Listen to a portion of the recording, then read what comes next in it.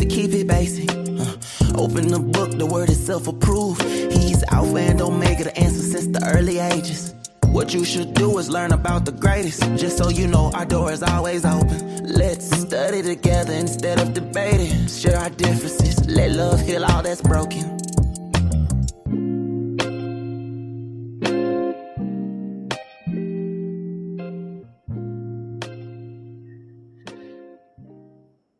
And shalom aleichem to each and every one of you. So glad to be with you today. This is yours truly, Apostle V.W. Jones, right here on what you know as the Bible Book Club. We're so elated to be here with you, hoping that you have had a great day so far and that your time is going as you need it to go. And Yahweh is getting the glory out of your life as I pray he's getting it out of mine. You know what I mean? Sometimes you just don't know. You just got to make sure you keep repenting for thoughts. That part. Thoughts, because sometimes we can have thoughts of anger and wrath and sometimes covetousness or whatever else it might be. But remember to always ask Yahweh to forgive you for your very thoughts. Listen, let's get some housekeeping done real quick. We want to get on with this as quickly as possible. Those of you who are here, that right, Danielle Hawkins sound like Apostle Walker talking about, and that's what needs to be done. You got to understand it. You just got to repent for thoughts. Sometimes you just don't feel like doing a bunch of things, but sometimes you got to. And at the end of the day, it is what it is. And we just trust Elohim to keep us in this way of life, because life is very important, especially when you understand it in the aspects in which we do. So let's look at some things here and get moving as quickly as possible through some housekeeping that we have. Welcome to, again, the Bible Book Club every single solitary Thursday when we're here and not always on location. We're here at 7 p.m. Eastern Standard Time. And what do we do with this? We take the opportunity to go through the Bible from beginning to end. And we're starting today in the book of Genesis, a very important book. We've already begun. We're coming to the end of Genesis, which is, in fact, the book of beginnings. That's what Genesis Bereishit means. The book of beginnings, the beginning. And we're here for that today. Shall we take opportunity to pray? Let's do that right now. Yahweh, we want to thank you for the day. We want to thank you for the area of time that you've given unto us to live and exercise and operate in your will and your purpose. We don't know how to pray as we ought, but I do know that you alone are the only way that we can obtain anything that we're looking, hoping, aspiring, or inspired towards. So today, we come before you by the blood of Yeshua HaMashiach, by the will of your plan that none perish, but all come to repentance. We repent for thoughts and ideals and mindsets that are not just like you or of you. And by the blood of Yeshua, we be cleansed. And now we take a dose of your word to wash us clean. And then we're asking today to receive our submittance and our humility and our laying prostrate before you in both soul and spirit, soul and body, that you would obtain our spirit. And to you, we yield. We give you our soul. We give you our mind. We give you our body. And the way that Messiah did it, we follow that lead. Yeshua, thank you. We know you live. We know you hear. We know you understand. We thank you for your finished work on Calvary's cross, which is Pesach. And we're asking you today to be with and through and toward us for your name's sake and praise.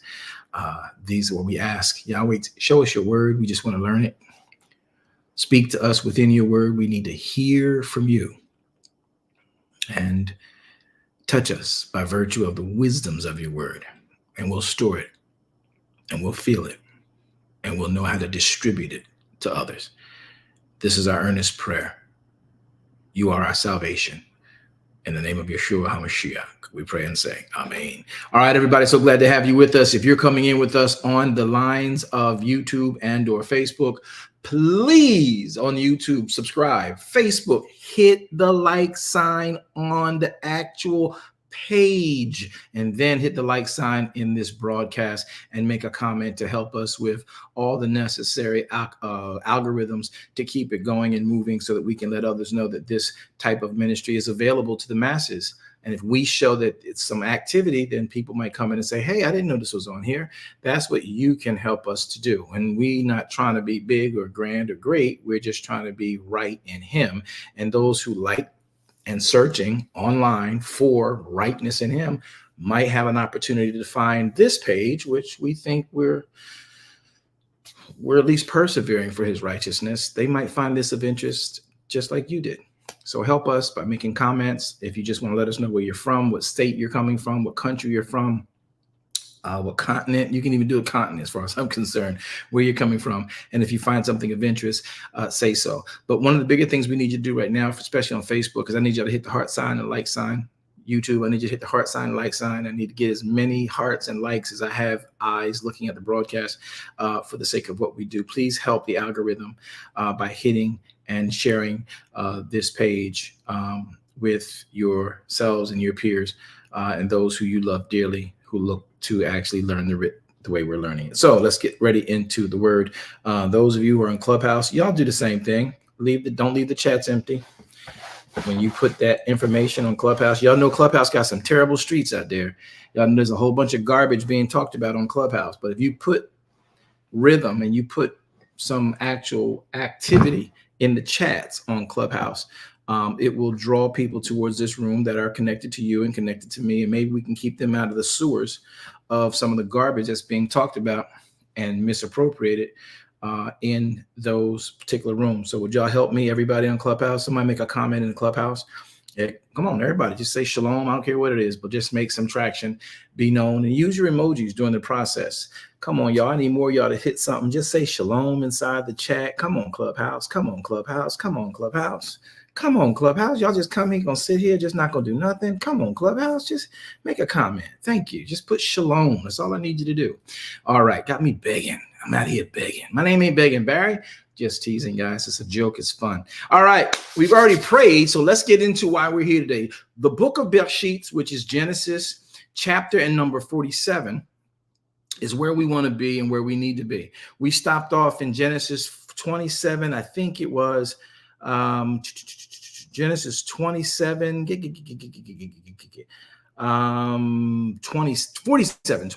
47, 27. So let's get started with the reading of the book of Bereishit so we can understand what we need to do there and get on track with what we're supposed to be happening. Thank y'all, Clubhouse. Y'all did it. Y'all rock. Facebook, YouTube, where y'all at? Come on, hit the heart sign, hit the like sign, make a comment. Let's go. All right, let's get it. So looking at, I'm sorry. You know what? It's the same people on both platforms. Y'all, you know what? If you did it on one platform, you don't have to do it on the other.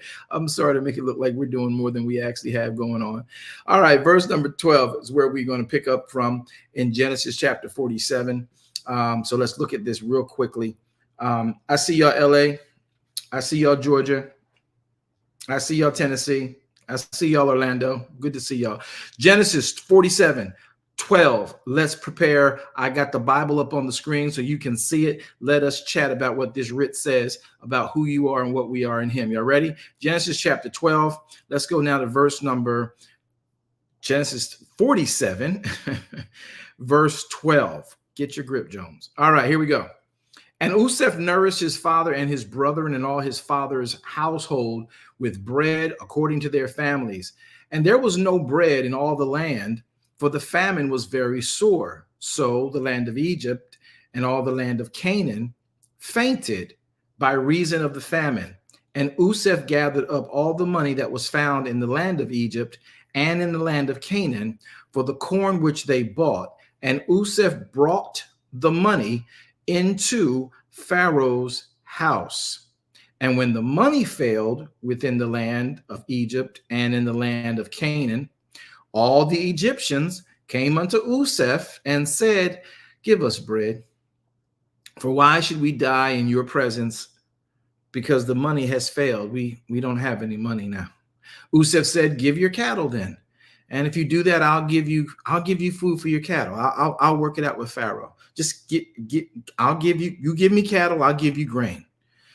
Verse 17, and they brought their cattle unto Useph, and Useph gave them bread in exchange for horses, for flocks, for cattle of herds, and for asses. And he fed them with bread for all their cattle for that year. Now, I want to see if anybody paid attention to that. Verse 17. And when the year was ended, they came unto him the second year and said unto him, we can't hide it from you, my Lord, my master, how that our money is spent. My Lord also hath our herds, you got our cattle. There is not anything left in the sight of my Lord.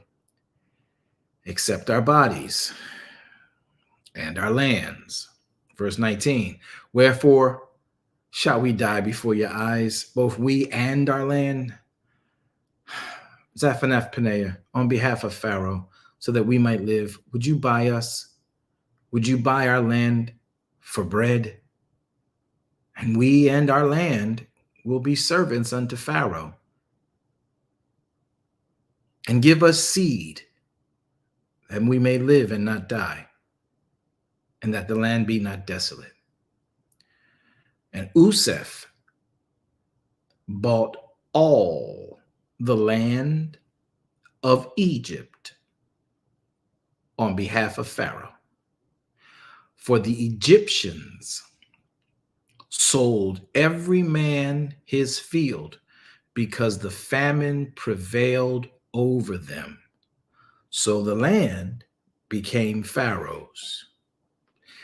As for all the people, he removed them into cities from one end of the borders to the other borders of Egypt, even to the other end thereof. Verse 22. Only the land of the priests did he not buy. For in fact, the priests had a portion assigned to them by Pharaoh, and did eat their portion which Pharaoh gave them.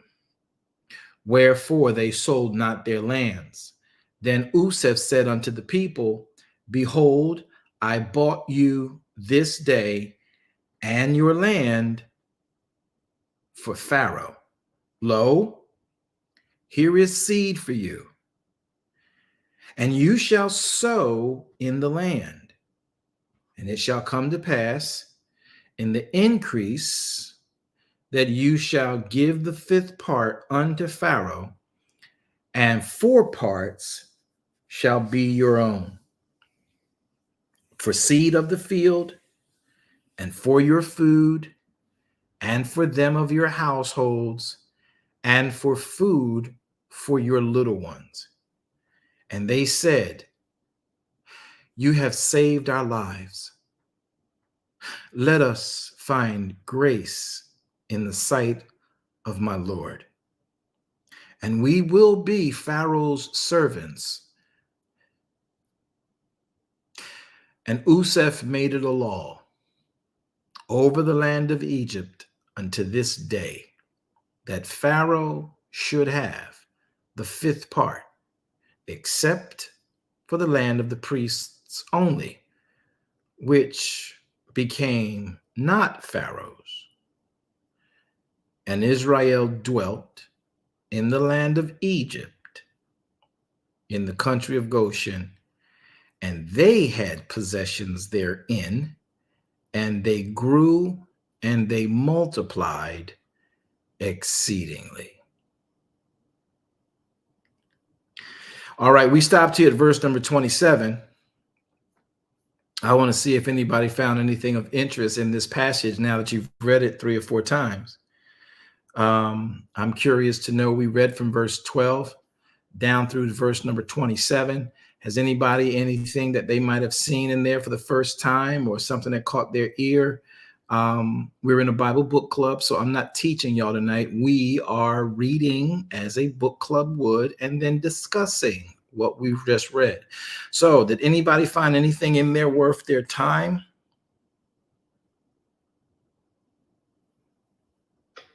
Wanda. Shalom, Wanda. How are you today? Shalom, Apostle. One thing that I did notice in verse 17. Verse 17? Verse 17, when you, let me go to it so I'll say it rightly. And they brought their cattle unto Usef, and Usef gave them bread in exchange for horses, for flocks, for the cattle of the herds, for asses, and he fed them with bread for all their cattle that year. That part, that there was enough cattle that they were able to be fed for an entire year. With bread. with grain. Yeah. Mm-hmm. Mm-hmm. So how do you see that? I'm curious because I paused here several times because I want to see what y'all see in this beyond what you've been told about, Usef being sold into the pit, then to the prison, then to the palace. But do you see Usef in his posterity and his prominence? What do you see? Y'all should see so much more in verses 12 through 27 than we are presently discussing. But Wanda is touching one point. They brought the cattle to Usef. He gave them bread in exchange for the flock, herds, and asses, and he fed them with bread for that year. What are you seeing in that you find of interest, Wanda? One, that he's already been feeding them. He had enough stored up, and I hope I'm saying this correct. He had enough stored up that he fed them till all the money was spent. And there's still enough to feed them, even with them bringing their cattle. And you're bringing enough cattle to be fed for a year. That's a lot of bread, and that's a lot of cattle. Mm-hmm. That I'm seeing that he had made available to them. And this isn't like the beginning of the famine either. So yeah, you're in the middle. That sticks out. Yeah, you're in the middle of the famine. Yeah, you're in at least like year 4. And they still have enough mm-hmm. to feed everybody. They're running out. The people are. Usef did. Yeah, but Usef's everything that he has stored up is not running out. That's amazing. Right. And I don't think we give enough credence, credibility or credit to what Usef was instructed to do, one, by Elohim, to then transfer that information over to Pharaoh. And then Pharaoh made him an authority over this whole process. The children of Egypt and Canaan that surrounded that area, the nation of Canaanites, the nation of Egypt, they relied on Egypt to give them grain. Now, if you notice, Canaan, it didn't say that they didn't have any money. They kept coming, and imperialists, they kept coming and still getting grain with money. And I'm sure probably he may have cut deals with some of them as well. But this specifically deals with the Egyptians. Pharaoh was the Pharaoh of Egypt. He was the king of Egypt. He allotted from government land for the priests.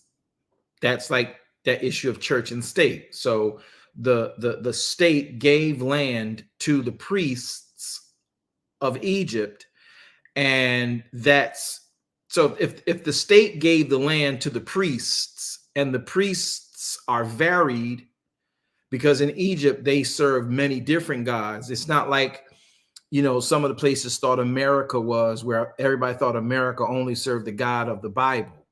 And so the 10 Commandments sits in the laws, in the halls of justice. And then they were being protested against and snatched down because others were saying, well, we believe in God, but not that God. So to make us subjected to that God in a democracy, we're going to take this to the Supreme Court. The Supreme Court rules, and they take the 10 Commandments down, even though the 10 Commandments is the bedrock for the best and greatest judicial system on the planet, the US of A. Facts, bar none, hands down. However, when you start letting others and their cultures come in, and you have this equality mindset, then you start finding people contending and making legitimate legal claim to freedom of speech and freedom to religion. And to have one religion sitting as the hallmark for this nation who says freedom of religion, then you have to uphold freedom of religion, and it can't be any other religion setting the standard for the nation, though it technically does. However, that's how the United States ended up in a battle within itself and a war within itself of having the commandments taken out of the legal halls of justice in the United States of America, and allowing for other religion systems who have moved into the United States. Let me say that part again. Who have moved into the United States and now set and say, well, you claim and cry equality. We are equal. So we don't acknowledge the God who gave you all the 10 commandments. So freedom of speech, freedom of religion, if that's what you said we could have when we came here and became a citizen, then we're demanding it. Now, that's a conversation. You say, how did that get connected to this right here? Because when Pharaoh, like I was demonstrating church and state, when Pharaoh, who is a monotheistic worshiper, he worships multiple gods. Egypt worships multiple gods, but the state, Egypt, gave all the priests of the monotheisms that they have land, and they grouped them into a colony, a neighborhood, or whatever. So the land that the priests had for their shrines to the gods they served and worshiped and bowed down to and made sacrifice to, that land that's the state land. So when you read this in text, that the not the Levites, but the priests of Egypt, the only land that was not sold in that way, along with Goshen, that's going to hit y'all later. The only land that wasn't sold that way was the land of the priests. They didn't sell that land. The people didn't come like that in that land. And the priests were provided for from Pharaoh and the government. Does everybody follow that so far? Yes, sir. Yes. Okay. So yes. when we read here in, again, Genesis chapter 47, verse number I'm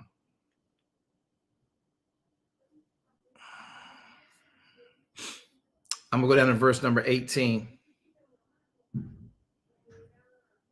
I'm gonna go down to verse number 18. Let's go to verse number 20. Let's go to verse 18. When the year was ended, we're going to come back to that in a second. Let's go up to verse number 20. Usef bought all the land of Egypt for Pharaoh. The Egyptians sold every man his field because the famine prevailed over them, so the land became Pharaoh's. As for the people, he removed them to cities from one end of the borders of Egypt to another end thereof. Only the land of the priests he did not buy, for the priests had a portion assigned them of who? Pharaoh. Of Pharaoh. Pharaoh. So Pharaoh's the government, right?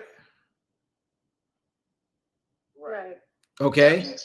So again, we're dealing with church and state. So Pharaoh is the government, and with this, Pharaoh assigned them a portion. So Usef couldn't sell the Pharaoh's priests because they're the spiritual leaders of the area, right? And so we want to make note of that before we move on. So verse 22, only the land of the priests did he not buy, for the priests had a portion assigned to them from Pharaoh, and they, the priests, ate from Pharaoh's salary to them. Pharaoh gave them their portion. So they didn't have to struggle for grain because they're a part of technically the government, or at least the government charity or the government's payroll, right? So wherefore they sold not those lands. Now Usef said to the people, behold, I brought you this day, and I brought your land. I didn't buy it for me. I bought it for Pharaoh. I didn't keep anybody's land. I didn't tuck anybody in the corner for me. I didn't hide, one portion of land for me and my family. Nah, When I bought your land, I bought you and your land for Pharaoh, who rules the very land. So that's a very interesting, dynamic knowing that Pharaoh is already over the land. He can take any land he wants, but now he personally owns that land. The office of Pharaoh has that right to own. But in this case, Pharaoh now personally owns the people and the land because he's the procurer of the grain. And Usef set it all up for him. Verse 24, and it came to pass in the increase, then he tells him how you're going to pay me back or pay Pharaoh back. And that's what he does. Now, in your verse 17, Wanda, and they brought their cattle. So let's go up to verse number 14. Usef gathered all the money that was found in the land of Egypt and in the land of Canaan for corn, which they bought. So we talk about money with Egypt. We're talking about money with Canaan. Verse 14, part B says, and Usef brought the money that he sold, that the people bought, that the people used to buy grain with. He brought it to Pharaoh's house. Usef did not keep any money. He didn't keep a dime. He gave it all to Pharaoh because that's who he works for. Verse 15, and when money failed in the land, meaning the people didn't have any more money because you couldn't, in the famine, it was hard to get economy going. All right. When money failed in the land of Egypt and in the Canaan, all the Egyptians came unto Usef, and they said, give us bread, for the money has failed. Verse 16, Usef said, all right, I get you don't have any money. You can't buy this without money. You got cattle. So here's the deal. I'll work it out with Pharaoh. You guys give me your cattle since you have no more money. And this is why you guys need to realize this. For those of you with us in, for those of you who keep the feast with us, remembering that cattle was also a monetary issue. They may not have had the silver, they may not have had the gold, they may not have had whatever they utilized as a physical tender for notes of wealth, but they did have cattle, herds, and that was also monetary. So cattle and things of that nature, again, I'm saying it again, is a monetary flow. So Usef uses this monetary flow to help them procure the grain that they so desperately need. Now, verse 16, look at what he says. Give us your cattle, and I will give you for your cattle if you don't have any money. Verse 17, and they brought their cattle, and Usef gave them bread in exchange for horses, flocks, cattle, herds, and asses. And he fed them with bread for all their cattle for that year.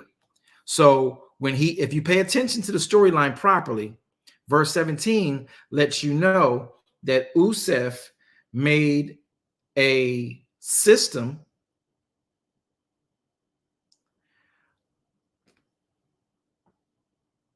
I don't want to call it welfare, but he made a system that the amount of cattle that they gave to him, he fed them for the year on that cattle. So he may not have given them, we don't know if he gave them a bundle. We don't know what a year looks like, but all year long for 12 months, you guys can come and get grain to feed your families and what other cattle you kept. All right. And your families that you have. Right. So for a year, they gave their cattle, be it small or large, they were able to eat grain for the year. Now that year ends. Here's what happens next. This is why I need y'all to read the Bible slow. So in verse number 18, he says, when the year ended, they came unto him in the second year. Now, this is not like year 2. This is the second year of the cattle exchange. Okay. This will probably be like year 5 now. So verse 18 says, when that year was ended, they came unto him in the second year and said unto him, we will not hide it from our master, my lord, the governor, you, Zaphanath Paneah, how that you already know our money is spent. and my Lord, Master Zaphanath Paneah, Governor, you also know that you have our herds of cattle. We've expired every monetary thing we have. The only thing we have left, and you can see it with your own eyes, my Lord, is our bodies and our deeds to our land. Wherefore shall we die? Both we and our land. So we've all thought about it. You notice that Usef didn't come up with this plan. They said, we've all thought about it. Buy us. He didn't say, okay, I'm going to buy y'all. They said, buy us and our land so we can have bread. And here's what we're willing to do. We will be servants on the land we just sold to Pharaoh, and we will be the servants unto Pharaoh on the land we sold to Pharaoh. We just need to live. Can you give us seed that we may live and not die, and that the land doesn't also end up dry and desolate because we, the owners, are dead? Verse 20. Are y'all following along with this? This may be boring to some of you, but I think it is extremely important for you to understand the narrative here and the way things are going, because we've skipped past this so quickly we didn't realize the significance of how integral Zaphanath Paneah was, Usef was. So verse 19 says, wherefore shall we die before your eyes? Buy us, give us seed that we may live and not die. So verse 20 says, Usef bought all the land of Egypt for Pharaoh. Look at what it says. The Egyptians sold themselves, sold their fields.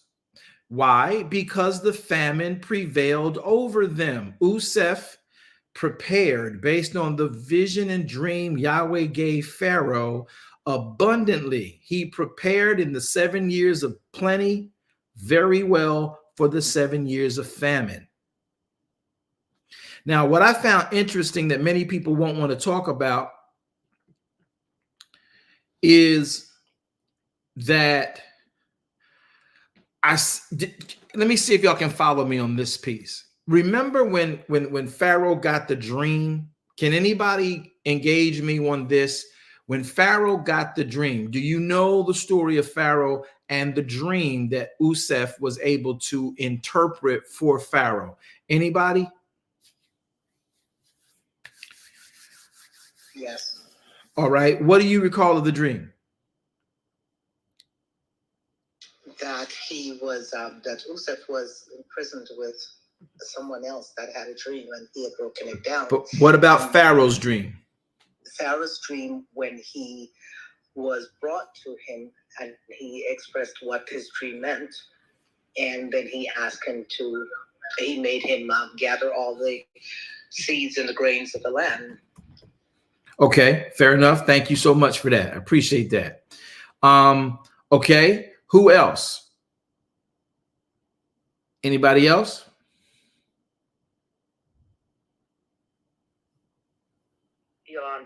Yolanda, go. What do you recall of that dream? Okay, so he had a dream about 7, I don't know if they were cattle or not, but he had a dream about 7. There were seven stalks of corn, and then there were 7 cattle, 7 cows, 7 kind. Right. Mm-hmm. Right. And when one of the dreams they were, skinny, and the other dream they were fat, I think. Okay, correct. Go back, yeah. Okay. Okay. All right. And that's what you remember? Okay, great. Thank you. That's what I remember about the dream. Yeah. Thank you. Moderators, can y'all please bring the people who got hands up in the never mind, I'll do it. All right. We tried, Apostle. They have to just accept. Oh, they're not accepting. Okay. All right. Thank y'all. Sorry, moderators. I wasn't trying to put you on blast. All right. So I want to look at this, and who else remembers the dream? Crystal, you remember something about the dream? Oh no, I concur with what Yolanda said. I remember the cattle, not necessarily the corn, but one was fat, one was skinny. I'm guessing with the corn, one looked like it was a famine or famished. It was dry, and then the other, it was plentiful. Good. Let me show you guys something that if you read your Bible too fast, you miss this kind of stuff, because we've been told the story and we don't think we need to know the story. But let me show you just how detailed Elohim is in this dream. And let me see if y'all caught this. Genesis chapter 41. I'm going to put my Bible on the screen. We're in chapter 47, but I'm going to go to chapter 41. Thank you, Daphne, over on Facebook. Daphne says fat cows, 7 sick cows. All right. You're okay. All right. So look, Daniel, good job. Danielle, good job. He told them that the 7 bad cows and 7 corns represented famine, sort of kind of like a little bit. Let's read it so we all have an understanding of it. All right. So in Genesis chapter number 41, this is where we are. I got it on the screen for y'all to see it. Genesis chapter 41, go to verse 15. Pharaoh said unto Usef, I have dreamed a dream, and there is none of my priests and soothsayers that can interpret it. But I have heard say of you that you can understand a dream in order to interpret it. Usef answered Pharaoh, saying, it's not in me, Pharaoh, but Elohim shall give Pharaoh an answer of shalom. Did anybody pay attention to that? No, I missed that. Yes, sir. All right. And even those of us who think we caught it, did you understand what it meant that he gave them a dream, or he gave them an answer of shalom, verse 16? Because, yeah, right. And this is what people don't understand. Shalom means what? Welfare. 13 attributes. That's right. So if you look, I'll put it on the screen for you guys. So verse 16 makes sense to us.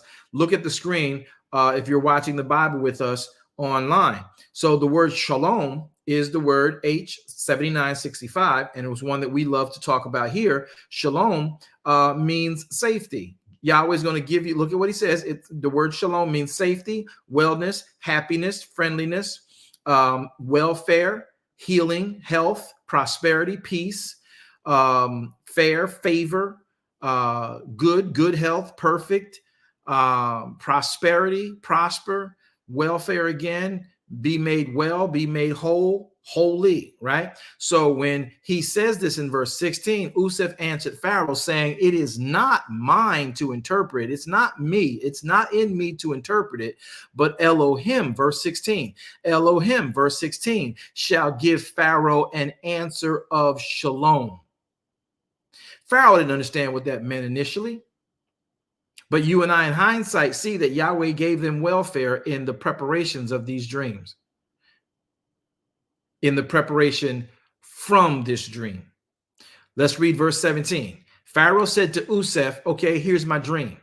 Behold, I stood upon a bank of the river. Behold, there came up out of the river 7 kine. Now, as you guys know, kine is parar. It means a heifer, a cow. Got it? So there came up 7 kine. They were fat-fleshed. They were well-favored.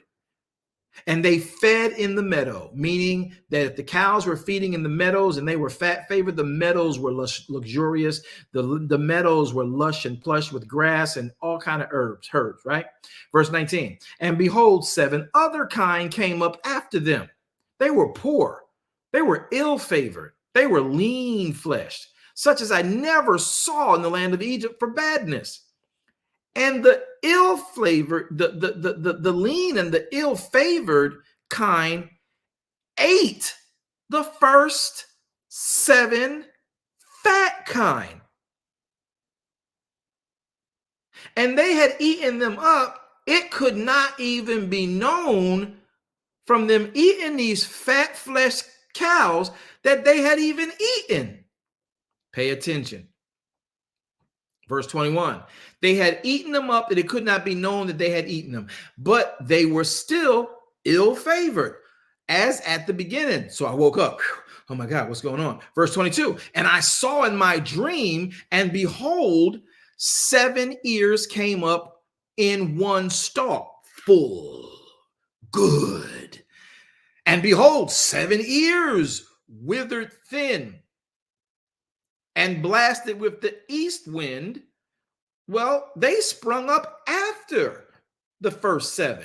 Verse 24, and the thin ears devoured the 7 good ears. And I told this to my magicians, but none of them could declare it to me. And Usef said unto Pharaoh, the dream, Pharaoh, is one. Elohim has shown Pharaoh what he is about to do. The 7 good kind are 7 years. The 7 good ears are 7 years. The dream is one. The 7 thin and ill-favored kind that came up after them are 7 years also. And the 7 empty ears blasted with the east wind shall be 7 years of famine. This is the thing which I have spoken unto Pharaoh. What Elohim is about to do, he shows unto Pharaoh. Behold, there's coming 7 years of great plenty throughout the land of Egypt. Notice the word great plenty throughout the land of Egypt. Listen, notice the word great plenty.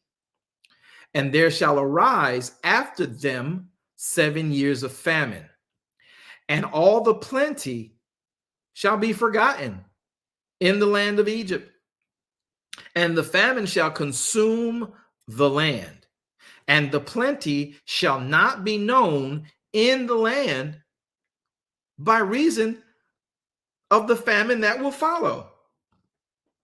The famine is going to be very grievous. And for that, the dream was doubled unto Pharaoh twice.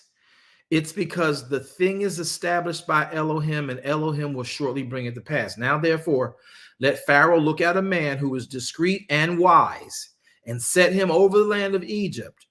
And let Pharaoh do this, and let him appoint officers over the land to take up a 5th part of the land of Egypt in the 7 plenteous years.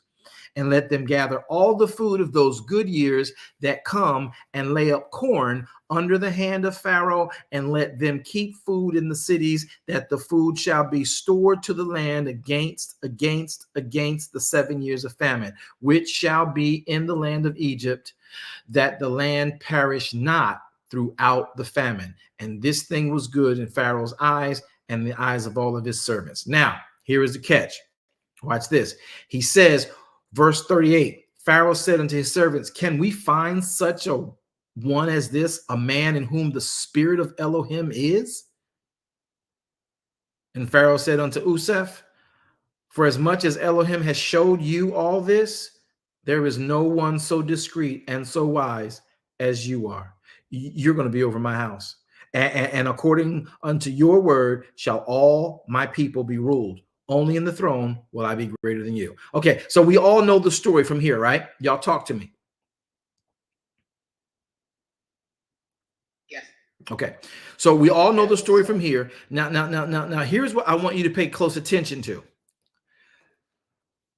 When you start reading in chapters 47 about how dire the famine is, Elohim gave in chapter 41, he gave them the instructions that they needed. Everybody just thought he just took, stuff in the 7 years of good and then stored it up for the 7 years of famine.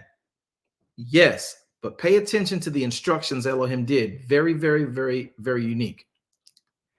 He tells them that when the healthy items, whether it's kine or corn, came up, the ill-favored kine or corn consumed the clearly fat, beautiful, nourished, well, healthy first set that came through. And when it ate them, it didn't even look like they ate. That's how dark this famine was going to be. So as I sit and I ponder in Sabbath the other day, Yahweh is like, listen, I told him in the dream how well he needed to store up, but nobody's talking about it. Because in the imagery, he shows ill-favored kind. Usually it could have been some regular sized calf ate the healthy calf, and there it go. But the regular calves would have shown that, hey, kind would have shown that, hey, we ate something and we bloated, we full, we survived. No. He let them know you won't even be able to remember bounty the way this famine is going to hit y'all. You will forget you ever had years of bounty when this famine hits y'all. So you need to store up, because this famine is going to eat everything, and you need to prepare in advance. That's why Usef was the one to do this job. He had been trained by his father, management.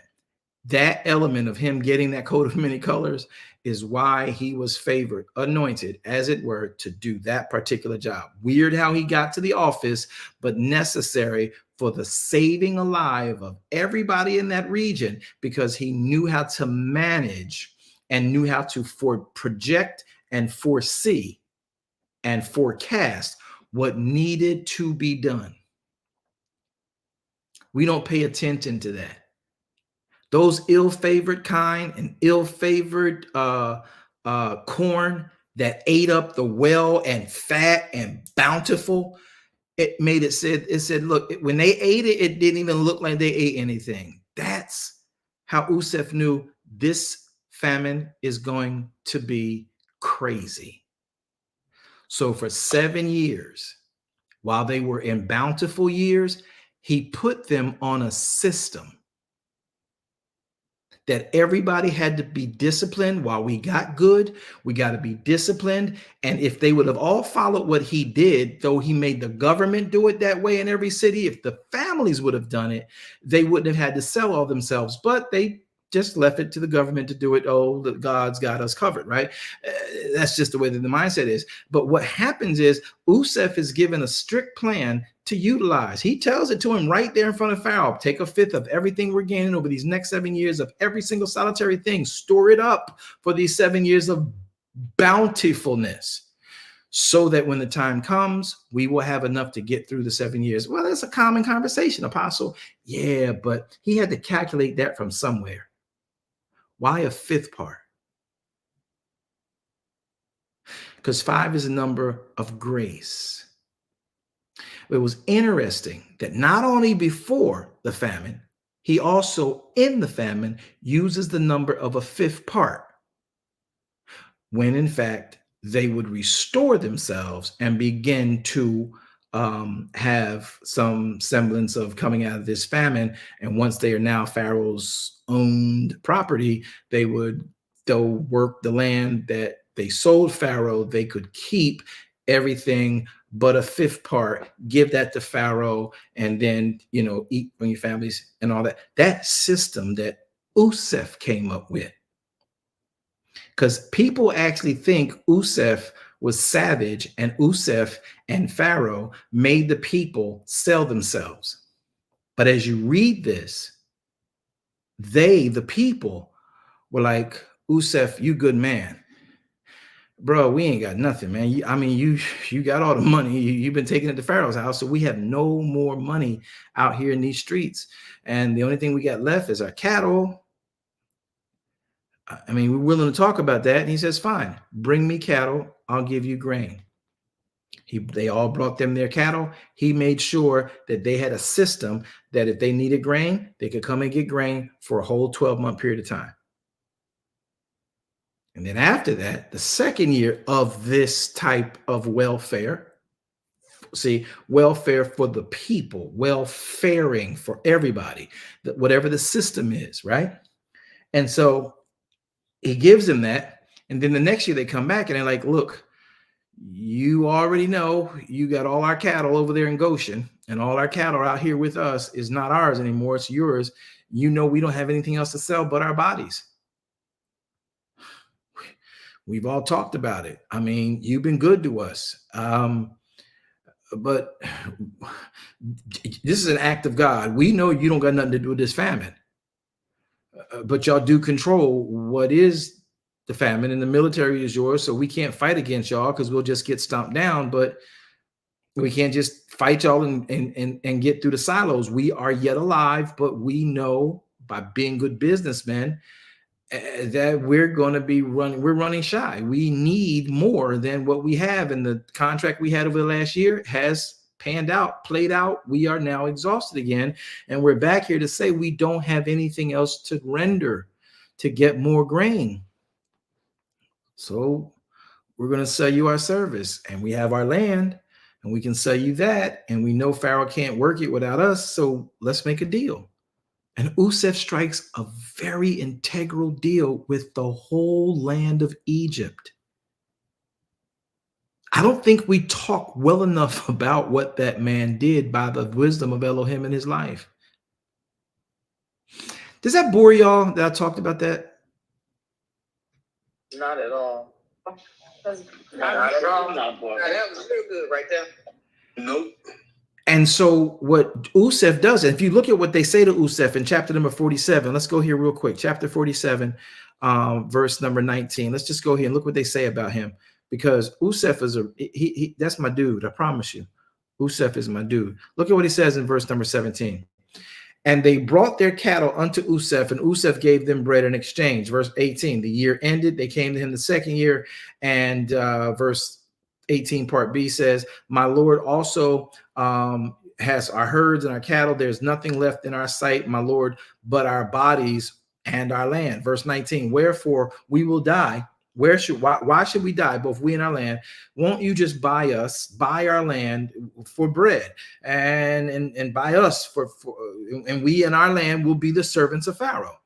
Give us seed that we may live and not die, that the land be not desolate. Verse 20, Usef bought the land, for the Egyptians sold every man his field, because the famine prevailed. So the land became Pharaoh's. And as for the people, he removed them to cities from one end of the borders of Egypt, even to the other end thereof. Only the land of the priests bought he not, for the priests had a portion assigned them of Pharaoh, and they did eat their portion. Pharaoh gave them, wherefore they sold not their lands. Then Usef said unto the people, behold, I have bought you this day and your land for Pharaoh. Now here is seed for you, and you shall sow the land. And it shall come to pass, when the time of increase comes, that you're going to give the fifth part to Pharaoh, and a fourth part shall be your own. For you for food, and for them of your household, and for the food for your little ones. And they said, look at what they said. Does it sound like they mad citizens? No, look what they said. They says, you, Usef, not Pharaoh, you have saved our lives. Let us find grace in the sight of my Lord, and we will be Pharaoh's servants. I don't think we pay enough homage, enough respect to what Usef's management and leadership skill sets are. They said, you have saved our lives. So when they knew that Usef was a man of integrity, and he was a man that was not a thief, he didn't embezzle anything, everything went to Pharaoh. Think about it. Think about it. If Usef had been crooked, the children of Israel would have never ended up in slavery. He'd have put something in his back pocket and left it for his family once he died, right? He didn't do that.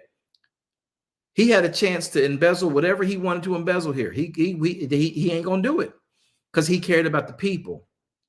What the enemy meant for evil, Elohim meant for good.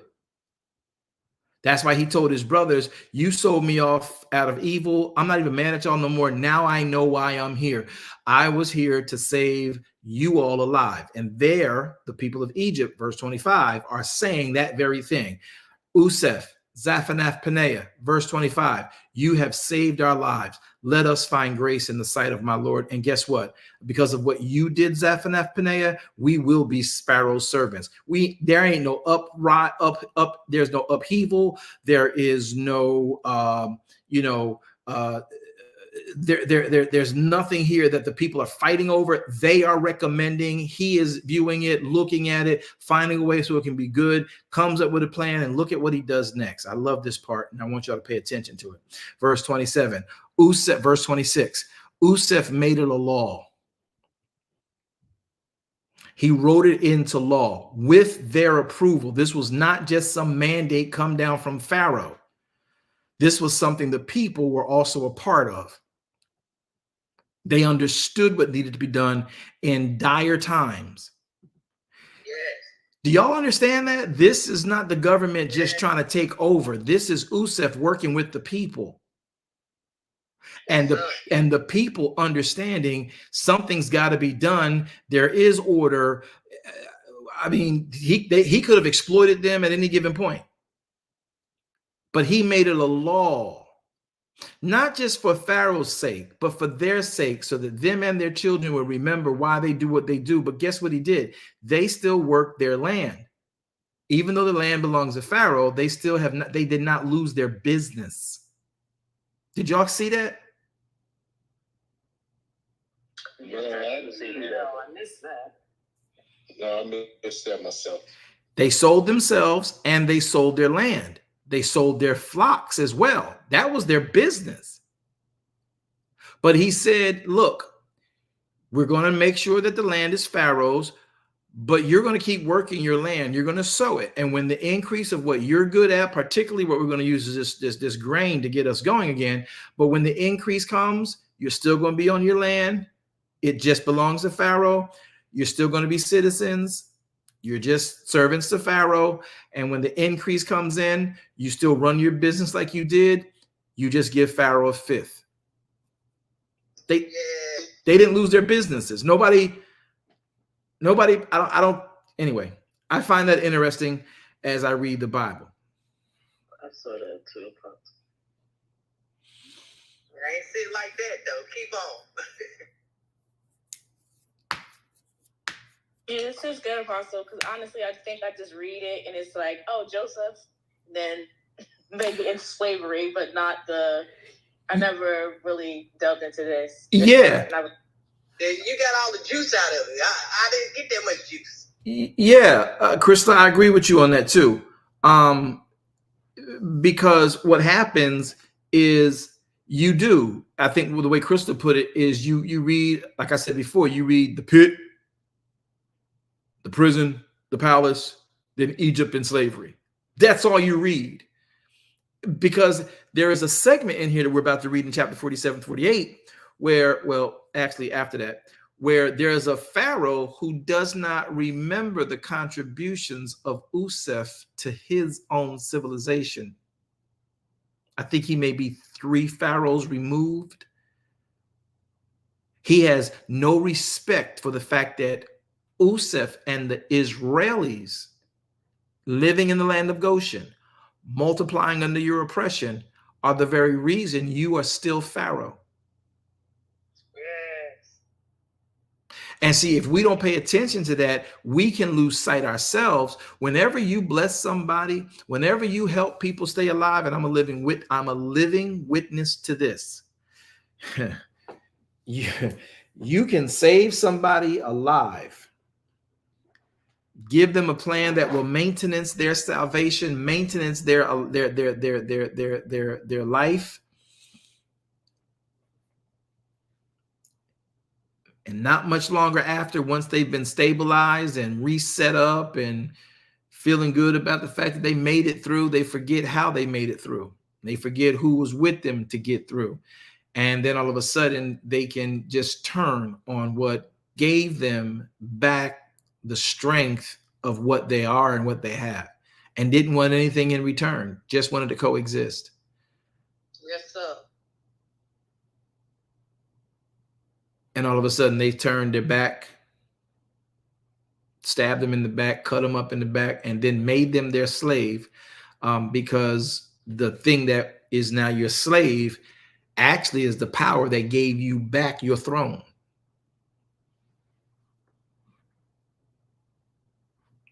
Does that make sense to anybody out there? Yeah, to me it does. That makes good sense. Yes, sir. You're right. So let's look now deeper at 47. Chapter 47, we're in the book of Genesis, chapter 47, those of you tuning in and viewing in. He says in verse 26, and Usef made it a law over all the land unto this day that Pharaoh should have a 5th part except the land of the priests only, which became not Pharaoh's, even though it was, because Pharaoh gave them the allotment, right? Verse 27, Israel dwelt in the land of Egypt in the country of Goshen, and they had possessions therein. Now, if you notice, anybody else in Egypt outside of the priests didn't have possessions. Right. Yeah, that part. But the Israelis in Goshen did. So technically, you could say they were treated like the priests. Absolutely. Because That's right. watch, Goshen was allotted them by Pharaoh. Send your dad and your family down into Goshen. That's Pharaoh's property. They came in a sojourner. Pharaoh owned that property. So the Egyptians, if you remember earlier up in this passage of Leviticus, I'm trying to walk slow here, y'all, because we run by a lot of good stuff here trying to get to these popular sermons. I want you to look at this. Go back with me to I'm in chapter 47. I want to go back up. I want to read verse 11. And Useph placed his father and his brethren and gave them a possession in the land of Egypt, in the best of the land, in the land of Ramses, as Pharaoh commanded. There you go. As Pharaoh commanded. Look at the next verse. So this is Pharaoh giving them right to live in Goshen. Okay, let me keep going. So, did they just live in Goshen, or did he own it? I'm sorry, this is Yolanda.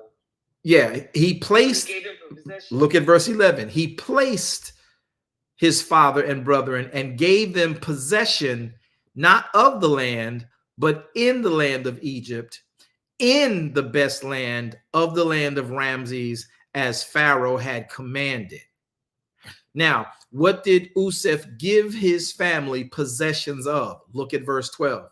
Useph nourished his father and his brethren and all his father's household with bread according to their families. So this possession, one, is job, authority, clout.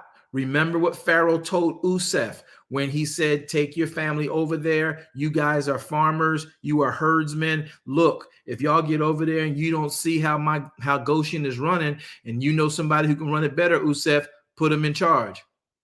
Yes. So they got houses over there that they're building or that are already built there. He gave them possessions in the land. He did not give possession of the land. Make sense? Yes, got it. Thank you. You know, it's sort of kind of weird because it goes along with another prophecy that comes out later, but you see an example of it when he gave them houses they didn't build. He gave them vineyards they did not sow. He gave them orchards they did not plant. Oh, wow. Do y'all see that? He just, that's, are y'all paying attention? So he does this. So Pharaoh, look what Pharaoh does. Pharaoh commands Zaphanath Paneah and says, give them the best of the land. Verse 11, Useph placed his father and his brethren and gave them possession in the land of Egypt, in the best land of the land of Ramses, as Pharaoh commanded. This is a mandate from Pharaoh. Give them, put them in the land, place them there, get your family acclimated over here. Useph then nourished his father and his brethren, all of his household, with bread according to their families. They never had to go and ask for bread again. They didn't have to come to him like the other Egyptians and Canaanites did, bringing money for grain. They're under the government's umbrella. That's covering. Wow. Are y'all understanding this? Is this making you like see the story a little bit better? It sure is. It's amazing. It's possible. So verse 13 says, look at the difference. Look at the jump between 12 and 13. And Usef nourished his father. Well, the word nourished here, again, is H Hebrew 3557. It is the word cool, meaning he properly, it means to keep in, hence to measure out, to maintain, to abide, to bear, to comprehend, to contain, to feed, forbearing, guide, hold in, nourish, nourisher, be present, make provision, receive, sustain, and provide. So the word nourished here in verse 12 says, Usef cool his father and his brethren and all his father's household with bread according to their families. He nourished them. He provided for them. He fed them. He kept them. He made provision for them. Now, verse 13 says, and there was no bread in all the land, for the famine was very sore, so that all the land of Egypt and all the land of Canaan fainted by reason of the famine. But Goshen didn't, because they were being provided for by the king. Y'all got to see the favor that was on this man's life. Oh, yeah. When they came in the first time asking for bread, asking for victuals because they had money, they were out past the land of Canaan. But when they came through Canaan and into Egypt and they met their brother who they didn't know was their brother, all that in the beginning, they were like everybody else. Once they found out this was their brother, he made amends, brought daddy up, and they put him in Goshen. They never had to worry about food again. They wasn't like everybody else. They on the payroll. They on Pharaoh's payroll by Pharaoh's command. Regina. Why do I feel like I'm by myself? Rejoicing over how Yahweh makes details of what he does so abundantly clear. Provision. Eugene. So when you comprehend what he has done here and how he's done it, it's some of the most magnificent stuff. He says there was no bread, verse 13, there was no bread in the land, right? Famine was very sore in all the land of Egypt. And the Canaanites and the Egyptians all fainted by reason of the famine. Well, Usef didn't faint, did he? Pharaoh didn't faint, did he? The priest didn't faint, did he? Neither did the tribe of Israel. Yes, sir. Come on, sir. That's why, in many ways, when Yahweh was teaching you all, look, Messiah said, listen, this water inside of me, it'll be like a well of living water springing up in the everlasting light. And when we talk about the favor of Elohim through the feast, meaning I will make you a well-watered garden, even in the middle of a drought. He did it. Yes, he did. Y'all not going to talk to me yet. Israel, though in the middle of the worst drought you and I have ever known, at least I don't know of any other drought in history like this reported drought. 7 years. Egregious. A drought that left everything destitute. And they were yet a well-watered garden in the middle of a drought. Yes, sir. It's in the DNA of Israel. Somebody shout, I am Israel by faith. Come on, get off mic and say it. I am Israel by faith. Come on. So when you understand what he does, even in a drought, he will make you a well-watered garden.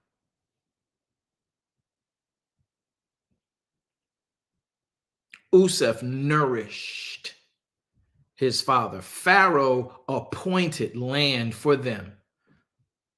Now, does that land, according to prophecy, later become a prison? Yes, but until that necessary transition of scenarios develops, they a well-watered garden.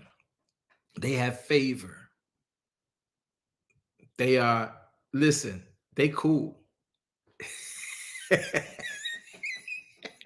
Somebody say they cool. Oh, they cool. They cool. That was good. Y'all didn't get that? Okay, you got it. All right, cool. So somebody say they cool. Y'all can y'all do me a favor? Just put it in the comments. I'm gonna type it in. I want y'all to follow it. You know, they DEY cool QUWL. They cool. They cool. Matter of fact, they cool in. I put it in the chat there. So they cool. They cooling, huh? They cooling. He said, I'm cool. The word is cool. KUWL.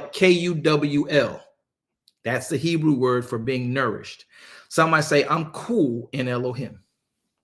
I'm cool in Elohim. I'm cool in Elohim.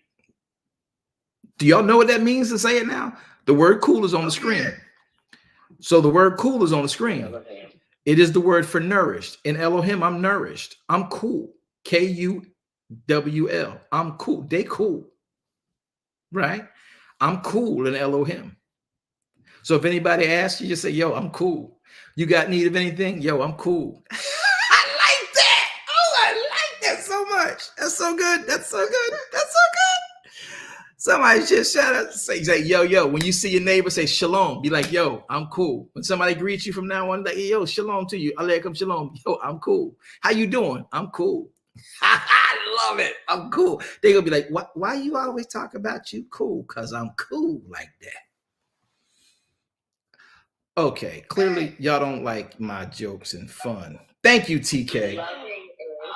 Keep going now. Thank you, Gatlin. Gatlin got that fire emoji up there. That's the one I wanted right there. Thank you, Gatlin. I'm cool like that. Absolutely, Apostle. Huh? What'd you say, Gatlin? I said absolutely. I'm cool. That's right. I'm cool like that. Okay. I want to, you know what? Well, I gotta check my meme team now.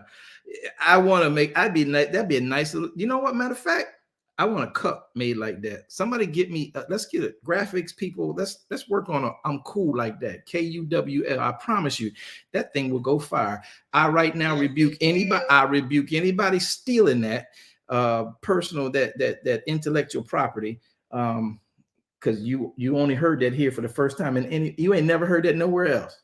I ain't never heard that nowhere. Y'all ain't heard that no. And if it pop up on some T-shirt or some coffee mug somewhere, I ain't gonna sue you, but I'm coming for you. The T-shirt too, Apostle. Right, let's get a T-shirt. I want the T-shirt too. I'm talking a toboggan, a hoodie. Come on. I'm with the hoodie. I'm with the hoodie. Right. Yo, we got to do that.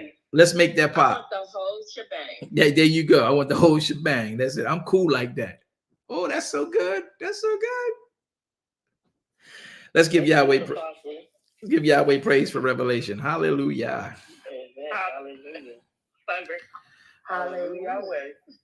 I bet you to start a stir. I'm cool like that. I want to make that a priority so we can get on it before the rapture take place. That's a declaration. Yes, it is. To speak about that Hebraically like that. Now you'll have a whole bunch of people stealing that and using it and don't know what it means. They just know that's just cool. No, you be like, yo, I'm cool like that. I'm loving that. I'm trying not to blush. I'm about as pink as my shirt right now. Stop it with the light skin jokes. Stop it. I heard you. All right, I was about to run too. Put them down. Thank you. That's right, Apostle Walker. It's because he cool like that. There you go. I'm cool like that because he cool like that. Right. There you go. All right, y'all. The team got that on quote. I can see I'm about to make a quote here. All right, bet. I got to do it. I got to make sure. Down, Apostle, it's down. It's down. Oh, okay. All right, bet. Just double checking out there. Okay. And then put the definition on there. Right, thank you. You got to on the back of it. We'll work that part out. I want them to ask for it. That's why that's why we call Sought Out Kingdom Ministries. You got to seek out that answer. You got to seek that out. But that's okay. No. I'm with you on putting the definition on it because they're gonna need it. But I think it's got to go on the QR code. Say that again. Scan it and look for it. Use a QR code. See, that's what I'm talking about right there.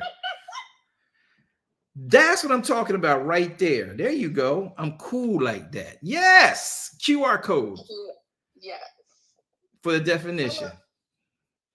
All right. Team, y'all got that? I know it's a couple of y'all out there. Can I see the definition again? No. Get the QR code. Get the QR code. Didn't you hear her? All right. But yeah, we'll put the definition back up on the screen again. So the definition for just go to your Strong's, your Strong. That's why all of y'all need to have a Strong's concordance. KUWL. It is phonetically pronounced KOOL, like the old cigarettes. I dare say it that way, but my dad smoked them. Y'all remember them green? Okay. Anyway, but it's not that. It's KUWL in the Hebrew, and it means, again, primitive root, properly, to be kept, to keep in, hence to measure, figuratively, to maintain various senses, to be able to, can abide, can bear, can comprehend, can contain, able to feed, able to forbear, able to guide, can hold, in holdings, can, able to nourish, be a nourisher, be present, make provision, receive, sustain, provide, sustain victuals. Somebody shout, I'm cool like that. Cool like that. That's cool like that. Oh, that's heavy. I am Israel by faith. I am Israel by faith. I am Israel by faith. I claim Pesach. I'm with you, TK. That's fire. I don't care how I look at that. I'm gonna make my emoji some fire on this too. I like that. That is fire. There you go. All right, let's get moving. One more piece. We got to get through this. So Genesis chapter number 47, verse number 12, Useph nourished his father and his brethren and his father's household with bread according to their families. There was no bread. Verse 13 is a chronological leap. There is no bread in the land of Egypt, for the famine was very sore. For the land of Egypt and all the land of Canaanites fainted by reason of the famine. Verse 14, Useph gathered up all the money that was found in the land of Egypt and in the land of Canaan, and the corn which they bought. Useph brought the money into Pharaoh's house. That's that man's integrity. Y'all see Pharaoh rocking with him. Now Pharaoh knows why his prison was running so well. He knows why Potiphar's house was running so well. The whole nation is running well. Usef's family was running well because Jacob's family was running well because he was training Usef to be this type of a manager. And this is a part of that blessing, y'all. This is a part of that blessing, that heritage of Jacob that we talk about. All right. And so this is extremely important so that you can understand that in that sense and in that way. So let's look now at this in verse number 15. And when the money failed, verse 16, Usef said, give me your cattle. 17, they brought their cattle. 18, when the year was ended, they came the second year. 19, verse 20, Usef bought all the land of Egypt for Pharaoh, for the Egyptians sold every man his field because the famine prevailed over them. So the land became Pharaoh's. Verse 22, only the land of the priests bought he not. Verse 23, Usef said unto the people, behold, I've bought you this day. Verse 25, and they said, thou hast saved our lives. Let us find grace in thy sight. Verse 26, Usef made it a law over the land of Egypt unto this day that Pharaoh should have a fifth part, except the land of the priests only, which became not Pharaoh's, right? Verse 27, and Israel dwelt in the land of Egypt, in the country of Goshen, and they had possessions therein, and grew and multiplied exceedingly. Ain't that something? Wow. Verse 28, and Jacob lived in the land of Egypt 17 years. So the whole age of Jacob was 147 years, and the time drew nigh that Israel must die. He called his son Usef and said unto him, if now I have found grace in thy sight, put, I pray thee, thy hand under my thigh, and deal kindly and truly with me. Bury me not, I pray thee, in this land of Egypt. All right. So we had before I go into this other stuff, because 27 starts a whole new conversation, 28 starts a whole new conversation. We had questions on the platform. Who were those moderators, please? Regina and Brother Eugene. Regina. Regina, brother, okay, y'all got that. Regina, go. Yes, my observation was with Usef had a level of integrity. Your observation was that Usef had a level of integrity. Go ahead. When it came to dividing the land, not the land, but giving the people the opportunity to have independence by saying I'm only going to take a fifth for the pharaoh. Yeah, he didn't extort them. He didn't overbear them. He didn't make them heavy, dependent on the government, and so that the government could later on extract them. He put a law in place so that for this crisis, the necessary movements we did for the saving and the preserving of our nation, let this be that law of how we restore and we regain and we move forward with that, so that even new government couldn't come in and change it unless they made it a law, and then they would get opposition from the people who this law affected. Go ahead. So the other part, when we read like this, it also makes me think about where we are today. And I just thought about how in America, anyway, I can't say everywhere else, how we pay taxes from our. You got to speak into your microphone because you're fading on me sometimes. Can you hear me? Oh, much better. Thank you. Okay. So I was saying every time I read scripture, it makes me think about how that applies to today. And I think about the fact that in America, we pay taxes. A certain percentage of our money is taken out for taxes automatically. Like we don't really get a say in that. Mm-hmm. And I was thinking how just, a certain percentage of what we earn goes towards the benefit of preserving things like Social Security and whatnot. Welfare. And welfare, right. So I was like, wow, I wonder who thought of that system. I'm like, who created that system? Well, actually, welfare in America comes from Torah. That's what I thought. The idea of welfare is not the negative connotation we hear today of welfare, where people are purposefully being lazy so that the government takes care of them. The concept of welfare comes from shalom. Yes. Did y'all not know that? Let me put it on the screen so y'all can catch it. Look at the screen if you're viewing online. I want y'all to see the 13 attributes of shalom. Look at it. In shalom, you have harmony, wholeness, health, soundness of mind, completeness, fullness, rest for your soul, welfare, safety, wealth, safety, tranquility, prosperity, perfectness, and welfare for your being. Welfaring. Any nation and their people are not well-faring, that's a blight on that nation.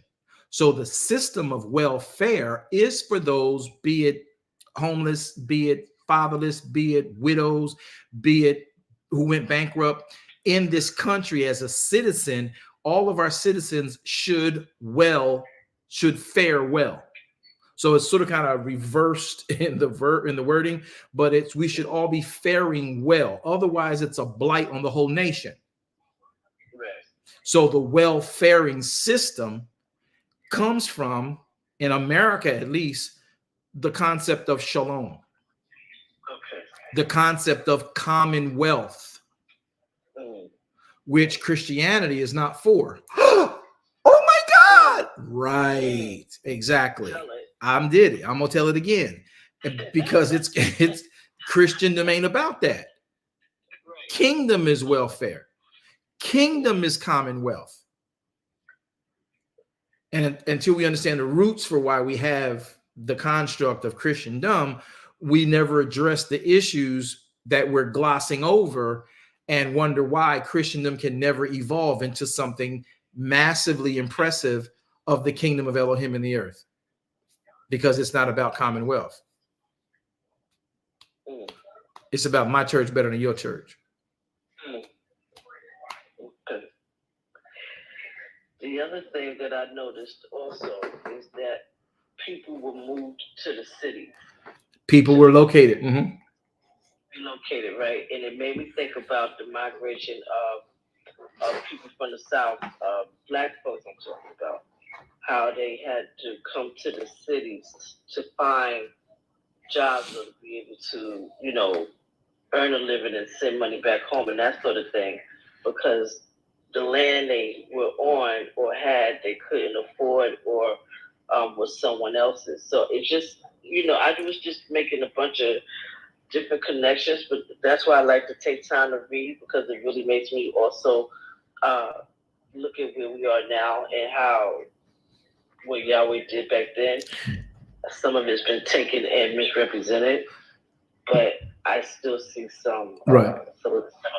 So I just wanted to... Right. There is nothing new under the sun. Right. And this is where people don't really try to make that make sense. There's nothing new under the sun. And the things that you see done then, you're going to see done throughout time.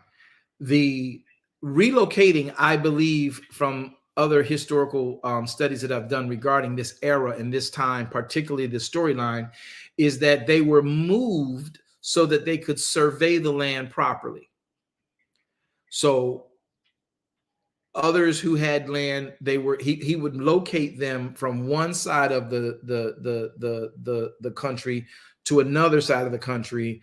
But again, providing for them. You can call it ghettos, you can call it projects, you can call it suburbs, you can call it whatever, but he was that's a lot of work he put into this. He didn't just oversee the grain, he now oversaw the entire restructuring of their topography in Egypt. Now, did those people go back to their land and work their lands? So they had to sort of kind of make boundaries over what now was, in fact, Pharaoh. All of it was, but they did work the land.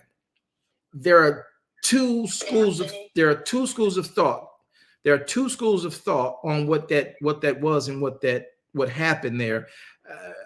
We're an hour and a half into this today, so I'm not going to go into that. But the relocating is also something worthy of study. Got nothing to do with your salvation.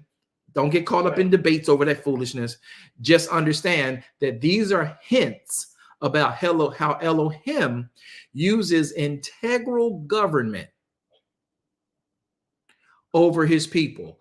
Pharaoh was left out of this. Usef made these decisions and made these strategies. Who gave them to him? Elohim. Yahweh. That's right. That's right. And this is what we don't want to just bypass, because what he's done for others, he'll do for you. Now, did they end up in bondage? Yes, only because it was a prophecy that needed to be fulfilled. But when they went into Egypt, they weren't slaves. Right. Yes. They didn't sell them. They didn't sell themselves to Pharaoh. Pharaoh didn't own the Egyptians. Pharaoh did not own the Israelis in Goshen the way the Egyptians of his own people ended up being owned by him. It wasn't until they got back on their feet, started paying this tax Regina's talking about, and this law that Usef put in place, that they started to get their buoyancy back. And then once they did, they worked this structure. The system works this way. It's a governmental process. Okay, Pharaoh's here, but everybody now has their integrity. They still have their businesses, but they give this homage to Pharaoh and Egypt. And then after a while, they're looking at Israel grow in Goshen.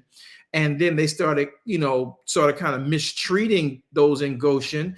And then they realized that the more they oppressed the people in Goshen, the more they multiplied, the more they grew. And now they're like, Goshen is on a borderline of our property, a borderline of our nation. And the enemy on the other side of that border could team up with these many people in Goshen and have a way into our country and destroy us.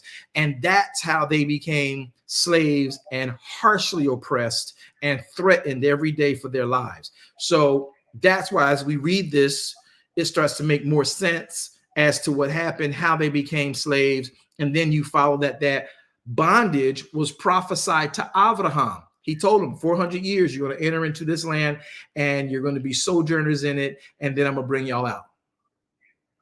Yeah. One more thing about Last thing, go. So, Usef Zephaniah was providing for his father and brothers from the beginning because he left the money in their bag the first time they came. Mm-hmm. Right?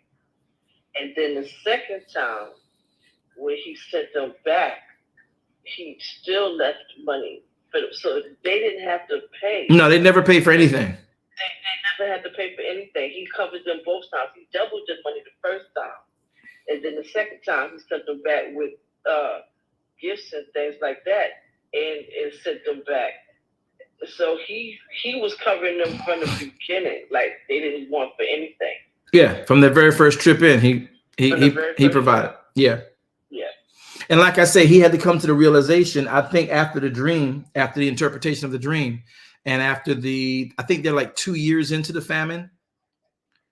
I think they're like 2 years into the famine when Jacob comes to Zephaniah with the boys, and they're like, okay, we're in a famine. He then realizes this is why Elohim had me come into Egypt, to save my family alive.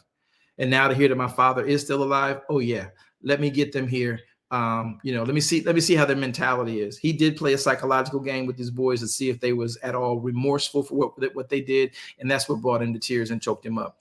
Good point, Regina. Okay, thank you. Somebody say, I'm cool like that. I'm cool like that. I'm cool like that. I'm cool like that.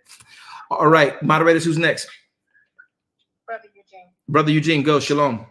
What's up? Shalom. I have two scriptures I would like to want to know if you see the significance in it, dealing with the seed, right? So in Genesis 47, verse 19 says, wherefore shall we die before thine eyes, both we and your land, by us and our land for bread, and we and our land will be servants unto Pharaoh, and give us seed that we may live. I'm really stopping right one is that's the point I want to make, and not die, that the land be not desolate.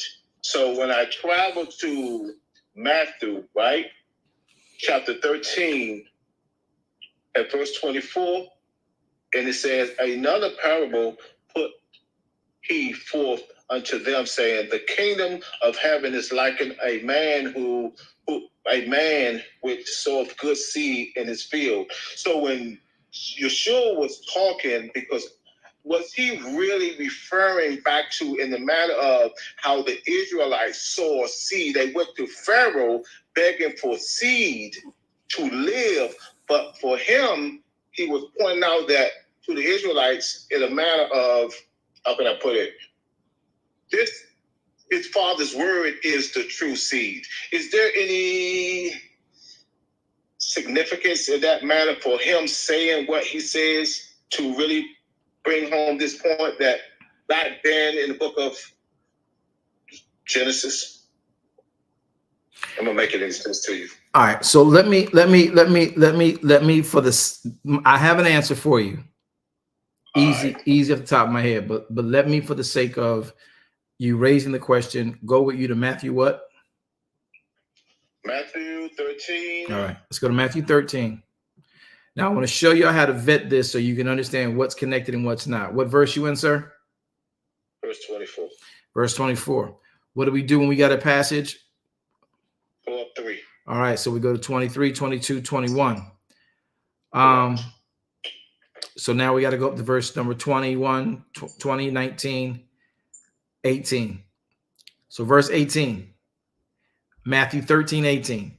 Hear ye therefore the parable of the sower. When anyone hears the word of the kingdom and understand it not, then comes the wicked one and catches that away, which was sown in his heart. This is he which receives seed by the wayside. Verse 20. But he that receives seed into stony places, the same is he that hears the word and anon with joy receives it. Verse 21. Yet Yet hath he not root in himself, but dureth for a while. And when tribulation or persecution arises because of the word, by and by he is now offended. Verse 22.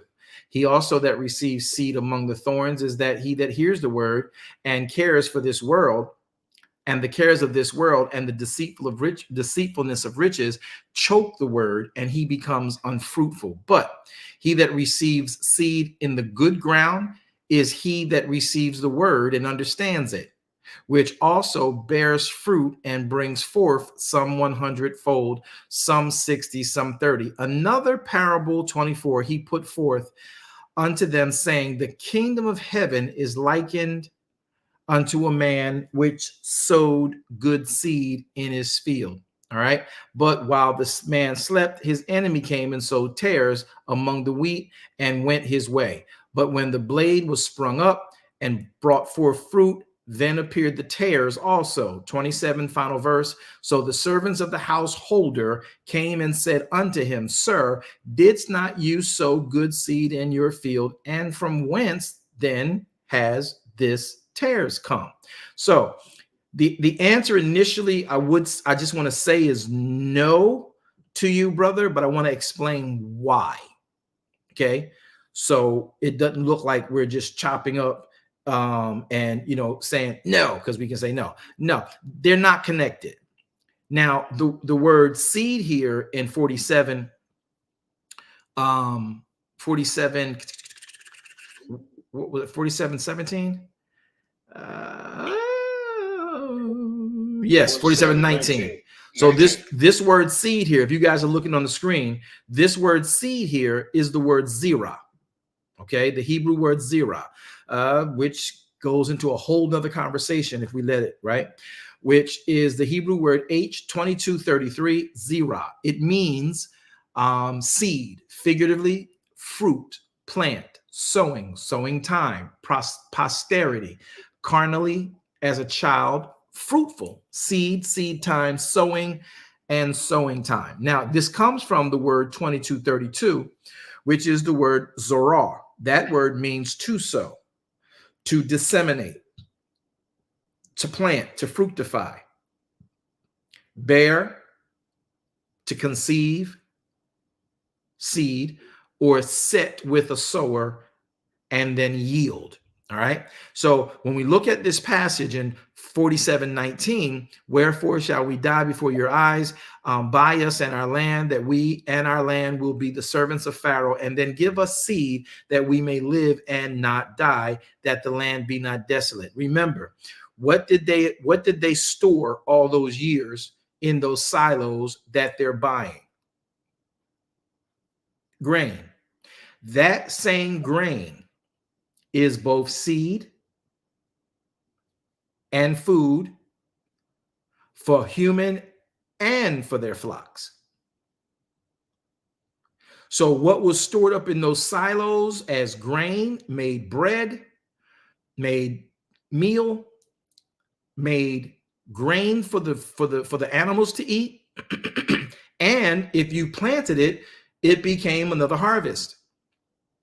So what he is saying is the land is so desolate that when the time comes, we won't have any seed, even though we've sold ourselves and our lands to Pharaoh. Give us seed so that we may live. So the seed is that grain. And when the time comes, we will leave the land so it's not desolate. We'll work it, we'll plow it, we'll dredge it up, and then we'll be able to plant seed in it so that the land is not desolate. Therefore, they're waiting on water as well. But the giving of seed is a multifaceted phrase. It does not relegate itself to just being able to sow and then recreate, because he puts something in place. Zaphanath Paneah does, Usef does. He puts something in place that runs the programming for when the land is back to some semblance of order and normalcy. They will have seed to sow in that land that they used to own, but now they will work for Pharaoh because he owns them and that land. And this is how they maintain their business. So the storyline or the parable of the sower in Matthew is not the same thing as this seeding that we're talking about here. That Hebrew word, that Greek word. You were in Matthew what? Matthew 19, you said?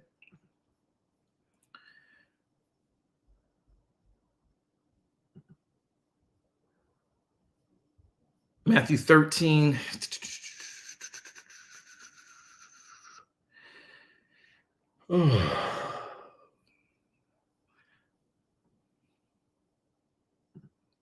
This word seed here in Matthew 13, you can go to 20. For that word for seed, there is the word spiro. Okay.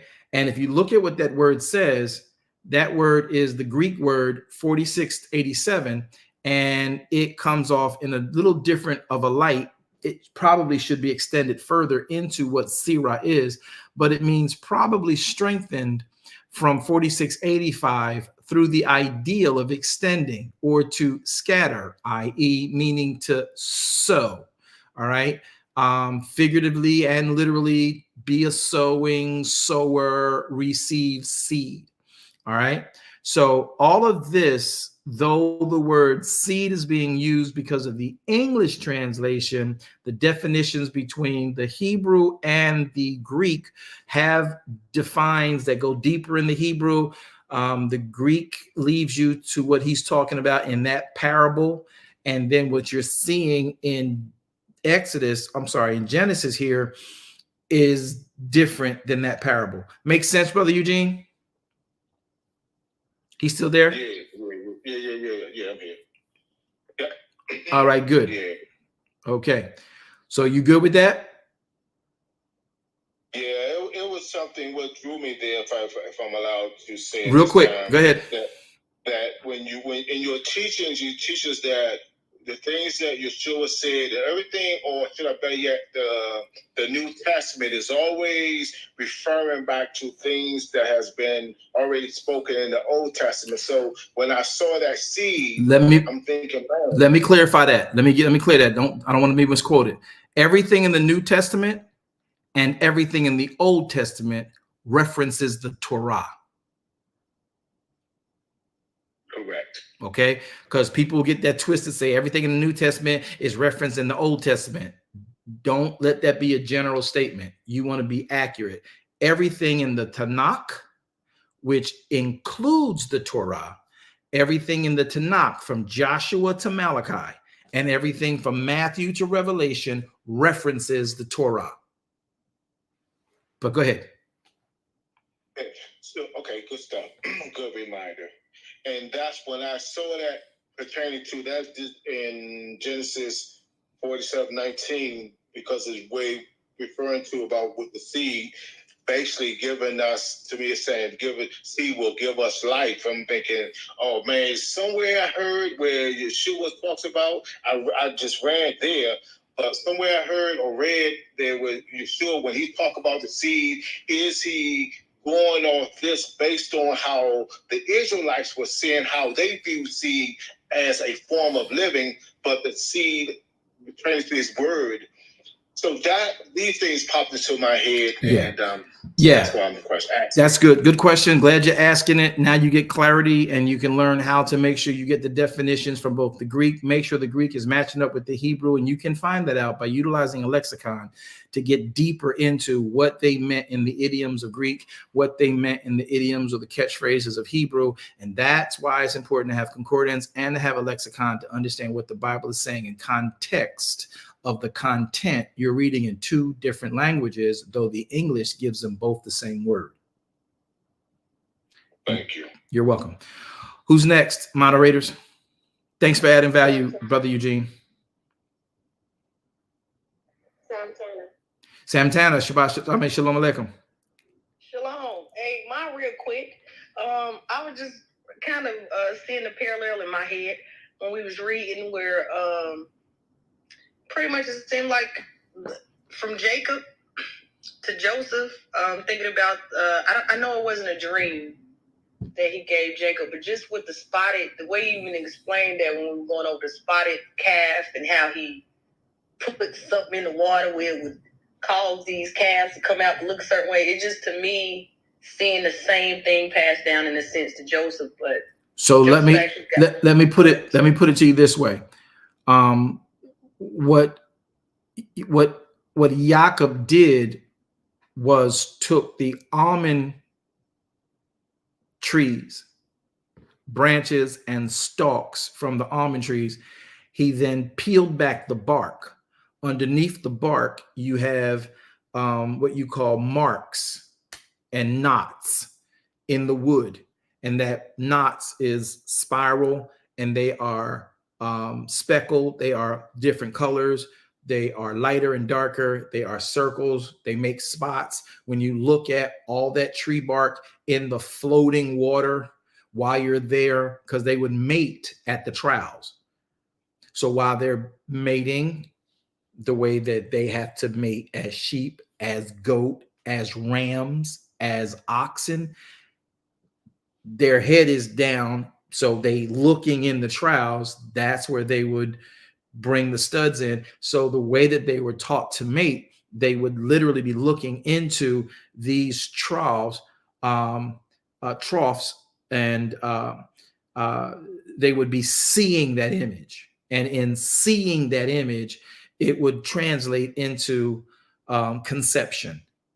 And so into the conceiving of the seed that they're getting from the mating, what they see is what they're going to get out as well. So that was something that Elohim gave Jacob to do. So in the sense that Jacob has the blessing of Yitzhak, Yitzhak has the blessing of Abraham. Now Jacob has trained Usef. He too has that gene. And that is how, in fact, you run that correlation. But if you pay attention, somebody say, I'm cool like that. If you pay attention, somebody say, I'm cool like that. I'm cool like that. I'm cool like that. Y'all didn't sound too excited, but let me tell you like this. When you read Isaiah 58, which is why I love reading it, verse 14, if you then obey what he said in 13, I will cause you to ride upon the high places, and pay attention, I will feed you with the heritage of Jacob. So Usef's wisdom is a part of the heritage of Jacob, which is the blessing from Avram, Yitzhak to Jacob, that now is the heritage for all the children of Israel. And Usef is demonstrating it the most because he was the closest to his father for administration. So exactly. That's where I'm going. Yep. That mindset, that DNA is in him for that. Mm-hmm. Thank you. You're more than welcome. Moderators, who's next? Daphne. Daphne, go. Daphne? Can you hear me? Okay, go ahead, Daphne. Okay, I'm traveling though, but I was going along the lines of Miss Santana, what she was saying, because I was thinking Yahweh's plan, he had the ultimate plan by when Jacob was working under Laban with the sheets and how he separated them. And then I was thinking how Yahweh's plan was awesome because he sent the son to be sold. He sent him ahead to prepare. At the same time, the other sons were back there training under the father. And then there came to a part where the Pharaoh asked him, he said, what type of job do your family do? What are their jobs? And he told them, he said, tell them that we're farmers. And that was set well with Pharaoh. So I just wanted to say Yahweh's plan was highly well put together. And that's what I wanted to say. Thank you. Yeah, you're at least you are thinking in that vein, and that's a good place to be. And that is generally very, very, very good. And that's what matters most, that we're thinking in that vein and in that space, because that passes down to from Abraham to Yitzhak to Jacob. Think about the way that Jacob was trained in Yitzhak's house. Esau was out in the field. Where was Jacob? Yeah, I see that. Mm-hmm. Yes, sir. Right, under the father. Jacob, yes. Well, he was under the father, but he was also under the mother. He was handling the administration. Esau would go out and bring in product, bring in produce, but Jacob farmed, took care of the sheep, took care of the goats, took care of the herds. Esau's job was to go out and get food, go out and get, deer and stuff like that. He was very rambunctious. Jacob was trained for admin. So Jacob did for Yosef what was done to him. Now, I'm sure all of his sons got a taste of that, but Raquel's son, his love of his life, yeah, that boy, he got the coat of many colors. Basically, you can call it degrees for education if you want, because he was being trained directly and from ear to mouth, from mouth to ear of his father, who had this on him. He has the blessing of Yahweh, the blessing of Abraham and Isaac on him.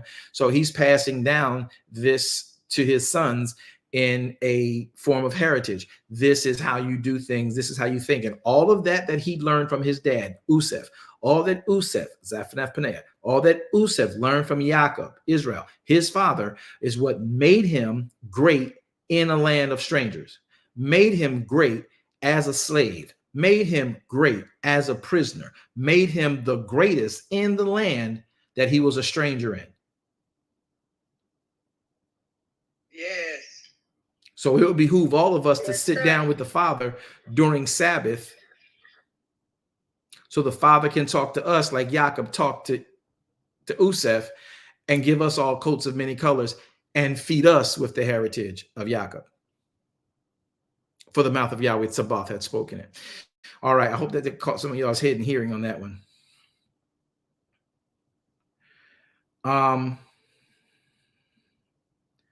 So that's where we are, and that's what we do when it comes to all those different things. Well, listen, Zion, we've been 2 hours. We got to go. I hope you guys have enjoyed your Bible book club tonight. Is there? Yes, Crystal has a question on YouTube. She said, what is the purpose of the lexicon? You explained it, but I didn't fully grasp what you were saying. The lexicon is an actual device, a writing that breaks down the languages of the writing. So it teaches you, a lexicon teaches you to read rather than the American way from left to right. It teaches you the Hebrew that reads right to left. And then you have the sentence underneath of the actual writing under another translative writing. And then you get to see what the phraseology, how the phrases break down and what they're referencing to and how they stop, because we in the English can run ourselves into the next statement without making a break, taking a breath, catching the idiom, catching the coin phrase that is of their language, their ethnicity. And it helps you to stop and pay attention. Oh, he does stop here before he makes this next statement. It's not just a run-on sentence. So the lexicon helps you with that. That's a generalized way of putting it. We will be going over, matter of fact, we're going to be doing a lesson for Darash Kingdom Ministries and all of the citizens of Darash and BWJ Ministries on how to use your lexicon, and how to use your lexicon in conjunction with your concordance. Because the lexicon is only going to give you the word. It's not going to give you commentary. It's only going to give you the word sentence by sentence, and it breaks down from some cases, even Aramaic and Hebrew into English and sometimes Greek, so that you can understand what those phrases are saying. And many don't know how to use it. I'll gladly show you guys how to do it free of charge. Okay? Soon. Thank you. All right. More than welcome. Okay, everybody, we're going to go ahead and get out of here. 2 hours on Bible Book Club. I hope you guys enjoyed it. I hope you guys saw the need to stay in that chapter to get a better picture of what that time was like. Because, like, I think it was Chrisla or maybe Pastor Yolanda, someone said, all we know is from the pit to the prison to the palace, and then Israel in bondage, and then the Exodus, right? It's so much more in there that deals with how the commonwealth of Elohim was always intended to work, and how the favor of Elohim on people's lives that he selected, he chose, he anoints, will in fact benefit the masses. The kingdom of Elohim is never about me and my four no more. The kingdom of Elohim, if you notice, is about everybody. Out of you, Abraham, Yitzhak, Jacob, Usef, shall all the nations of the world be empowered. You don't see a better example of that than right there in that story. Usef is from Jacob. Jacob is from Abraham. Out of you shall all the nations. Canaan was a nation. Egypt was a nation. Israel technically became a nation. So because of Usef's, that blessing of Yahweh on him, the nation of Canaanites, the nation of Egypt, as you know, the nation of Goshen was blessed, was empowered. We don't pay attention to that. That's all throughout the writ. It's not just the spiritual side of salvation comes from the knowledge of Yeshua HaMashiach, and all nations are blessed by that. It does mean that, but it also had practical applications in real time, real life matters. And they are to also help you understand how Yahweh looks to bless you. If you honor him, delight yourself in him, he'll cause you to ride upon the high places of the earth. Look at Usef's story. He was sold by his brothers. Bad thing. He was put into a pit. A bad thing. He was placed into prison. A bad thing. He was then elevated into the best place in Egypt. Yahweh caused him by helping him interpret a dream, no matter how bad his previous situations were. So it doesn't matter what's happened to you. It matters how you honor him and his word. You may go through a little bit of suffering, but the sufferings of, if you ask Usef today, the sufferings that you went through, Usef, he will tell you they don't compare to the greatness I had as the next in charge in Egypt. The sufferings I had don't compare to the power and the authority that I had once I became second in command in Egypt. So when you understand that, Isaiah 58:14 makes complete sense. Elohim will cause you to ride upon the high places. Who put Usef in the high place? Potiphar? The butler? Who put Usef in the second in charge in Egypt? Elohim did. Is that a high place in the land? Absolutely. Did he beg to get there? No. Did he kiss anybody's brass ring to get there? No. He just honored Elohim. He wouldn't sin against him. He kept what he knew to keep. He kept his word. That's how he got elevated, though it looked like he was being punished and driven into very terrible states of degradation.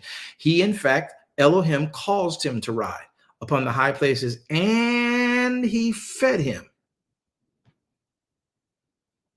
with the heritage of Jacob.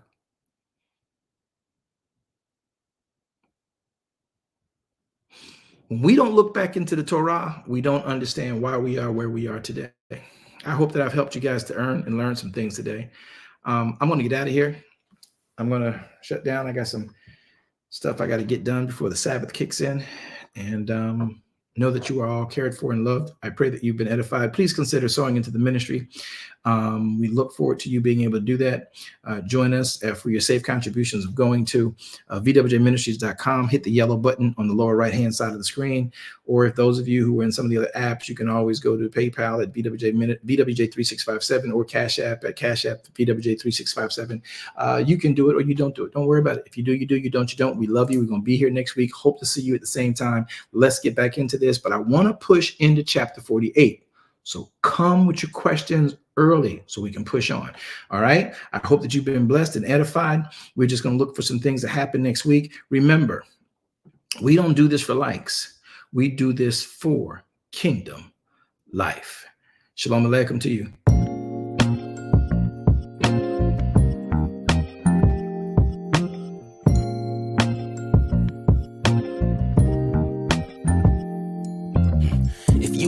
This is the place for you. Don't need to complicate it. It's best to keep it basic. Open the book, the word is self-approved. He's Alpha and Omega, the answer since the early ages. What you should do is learn about the greatest. Just so you know, our door is always open. Let's study together instead of debating. Share our differences, let love heal all that's broken.